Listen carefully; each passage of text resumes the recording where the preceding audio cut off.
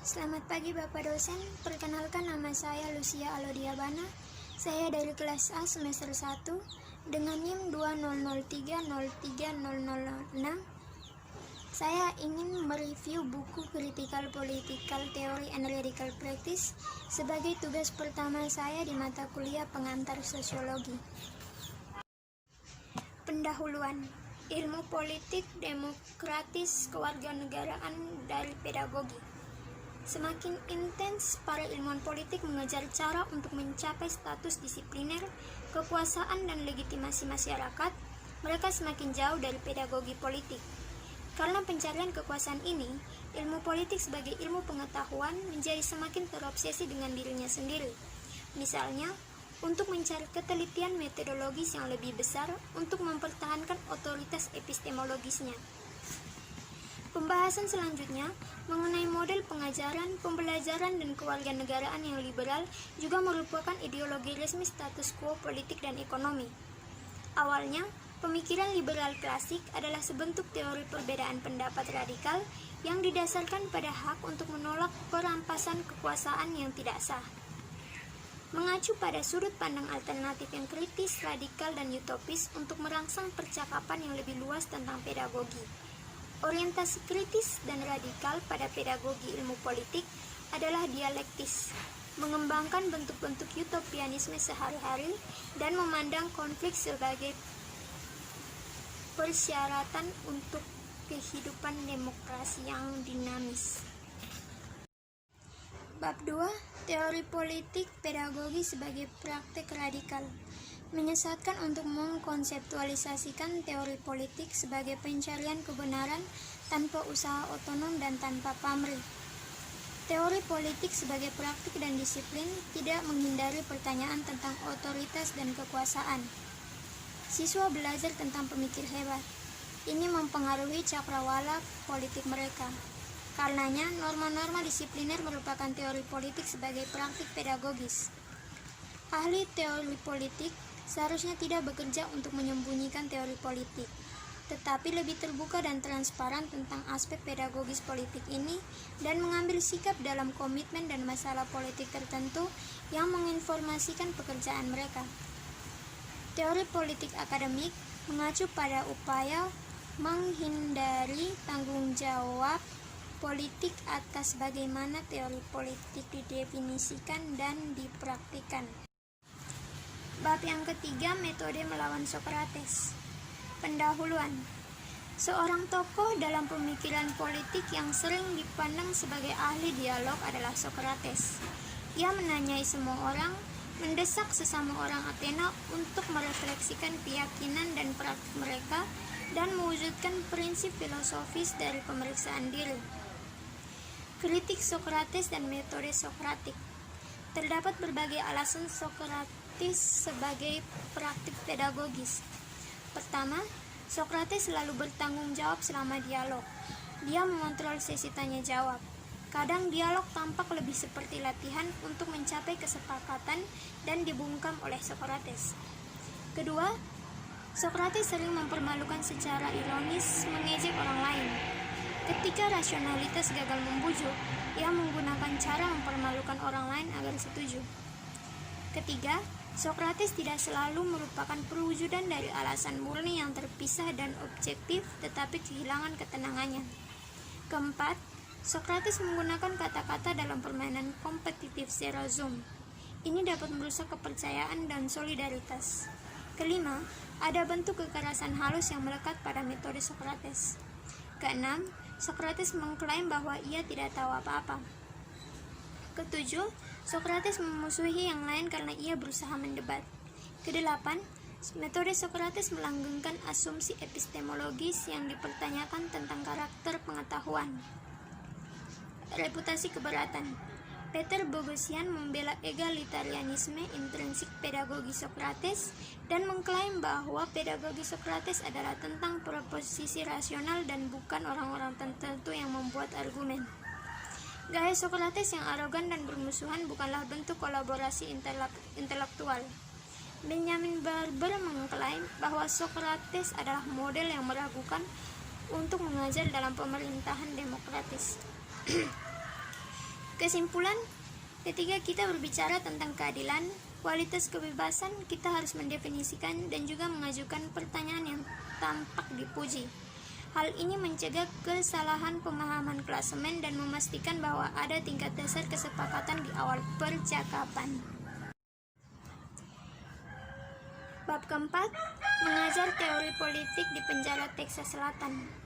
Membawa siswa ke penjara lokal untuk karya wisata adalah cara yang efektif untuk melibatkan siswa pada isu-isu yang menjadi inti kewarganegaraan demokratis. Pendahuluan, semua instruktur berkomitmen untuk pembelajaran siswa, tetapi ada perselisihan tentang bagaimana mencapai ini. Penelitian menunjukkan bahwa siswa perlu terlibat dalam komunitas dan aktivitas lain di luar sekolah dan mengintegrasikan pembelajaran berdasarkan pengalaman ke dalam kelas. Teori pedagogis, seperti yang dikatakan oleh J. Peter Urban, bagaimana seseorang mengajar mungkin sama substansinya dengan apa yang diajarkannya. Pedagogi dan penjara. Penjara sebagai metafora dan realitas konkret menempati tempat sentral di antara para ahli teori, sutradara film, aktivis, dan hadir dalam budaya populer. Sebagai tambahan untuk aspek teoritis dan sinematik yang berkaitan dengan hukuman, penjara adalah titik nol bagi para intelektual dan aktivitas politik yang berorientasi kritis. Perjalanan ke lapangan penjara.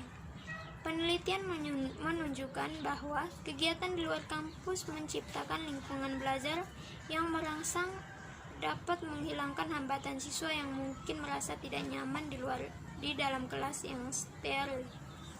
Kunjungan ke penjara juga berfungsi sebagai pengalaman yang memungkinkan siswa untuk berbagi pengamatan mereka tentang penjara dengan siswa lain dan menghubungkan dengan materi pelajaran ketika kita kembali ke kelas. Kesimpulannya, siswa perlu belajar dan mengetahui bahwa suara dan pengalaman mereka adalah komponen penting dalam memahami peran mereka sebagai warga negara dalam demokrasi dan sebagai peserta aktif dalam pendidikan mereka. Bab 5, Pedagogi Subversif Frantz Fanon. Abstrak pedagogi subversif merupakan perwujudan pengalaman disrupsi yang menghancurkan subjek kolonial yang tertindas, menggerogoti wacana universalitas, menumbuhkan perspektif bottom up, dan melahirkan politik militan baru. Pendahuluan, dialog tentang rasisme di AS tampak macet dan tidak berkembang dengan cepat. Kebingungan, pembicaraan ganda, dan kelelahan mempengaruhi percakapan tentang ketidakadilan rasial saat ini. Karena bentuknya yang halus dan terus bermutasi, serta awan penyangkalan yang mengelilinginya, membicarakan ketidakadilan rasial yang lebih sulit daripada sebelumnya. Frantz Fanon dalam halaman pembuka dari bukunya yang klasik The Words of the Earth, misalnya, Fanon menyatakan bahwa pendidikan pada orang yang tereksploitasi suasana penyerahan dan penghambatan. Selain itu, semuanya bertumpu pada mendidik massa. Universalisme sebagai ideologi. Universalisme dan doktrin hak asasi manusia adalah dua bintang barat yang bersinar rasional. Doktrin universalisme membubarkan perbedaan-perbedaan tertentu, seperti etnis atau ras, jenis kelamin, dan kelas. Ini juga mengangkat subjek transendental yang tidak bertubuh sebagai penguasa alam semesta, dan setidaknya secara teoritis menciptakan komunitas dunia berdasarkan kesetaraan, rasionalitas, dan penentuan nasib sendiri. Enter Fanon. Dia mengamati bahwa kolonialisme seperti yang dipraktikkan di Aljazair didasarkan pada dominasi kekerasan, pencurian, hubungan kekuasaan yang tidak setara, kebohongan, kemunafikan, dan eksploitasi. Wacana kemanusiaan hak, penentuan nasib sendiri, dan cita-cita demokratis mewakili titik tinggi kontribusi Prancis terhadap humanisme politik.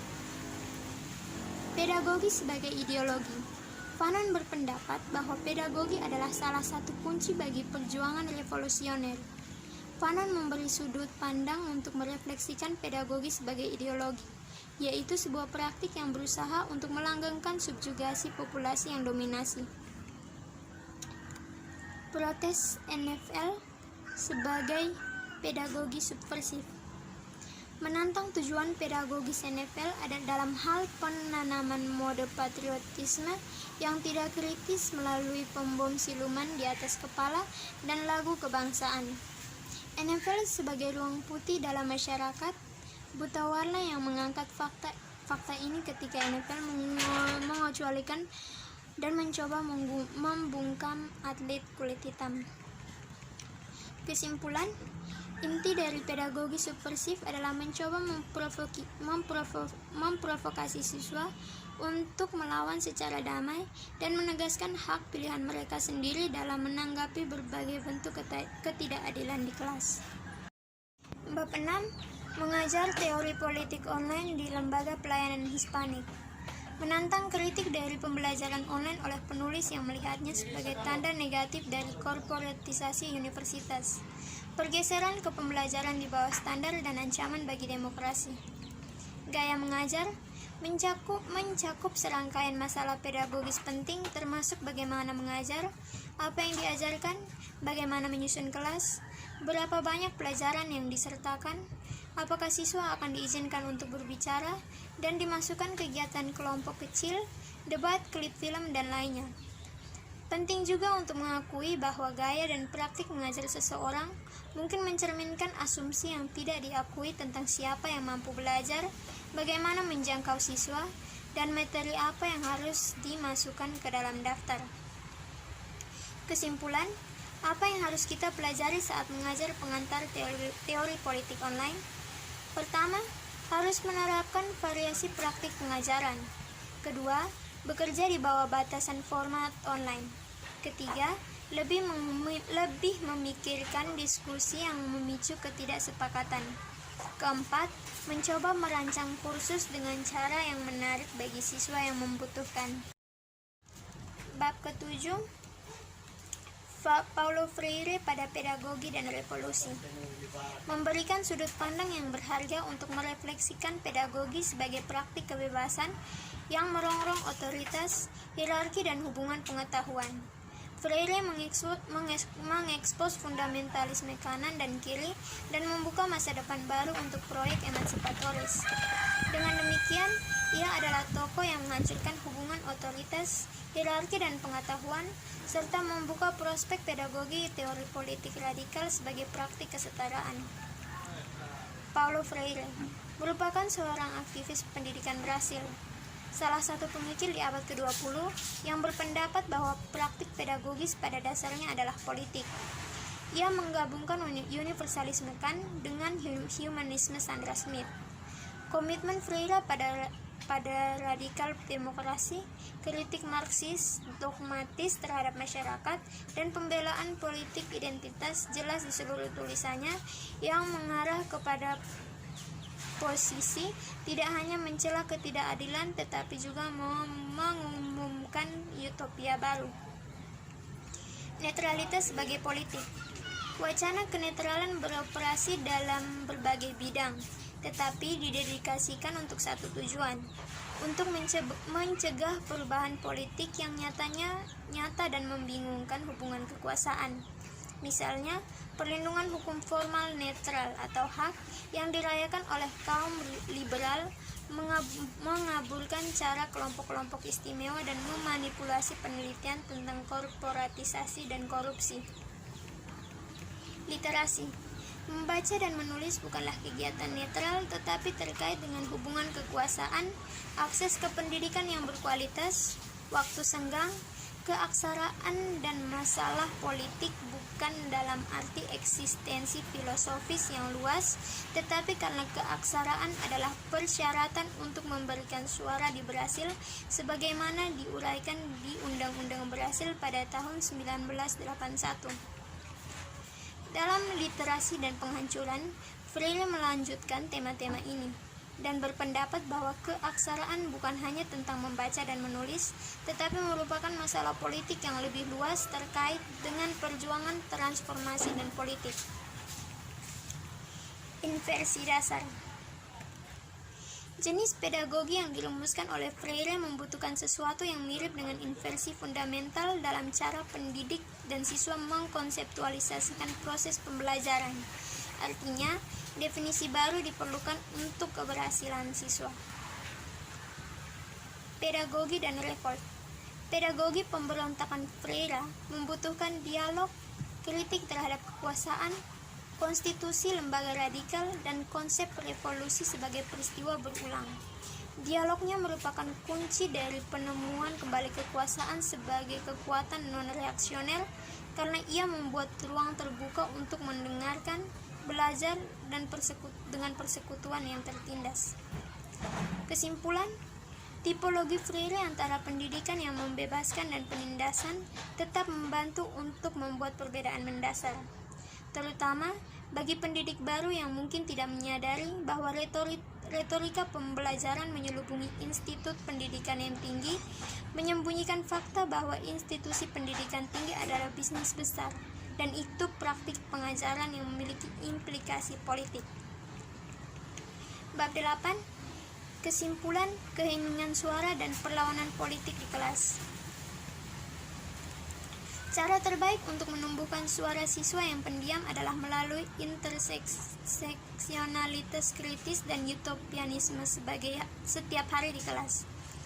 Kurikulum yang relevan secara budaya, autobiografi kritis, penyertaan perspektif feminis dan pembelajaran mendalam merupakan titik temu kritis yang dimaksud. Pendekatan titik temu kritis ini sekaligus bersifat pedagogis dan politik. Ini menumbuhkan suara dalam kelompok yang kurang terlayani oleh lembaga pendidikan dan membuka cakrawala utopis transformasi dan sosial dan politik.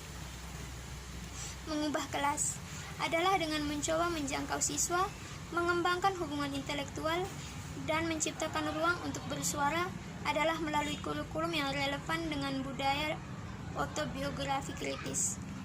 Kesimpulan, sekolah bukan hanya ruang untuk belajar, tetapi juga untuk mengembangkan konsep diri yang positif dan membentuk identitas. Pendidikan yang nyata tidak mungkin terjadi dalam pengaturan kelembagaan yang khas, di mana guru mematuhi mode pedagogi yang mengabadikan hubungan otoritas, hierarki, dan pengetahuan.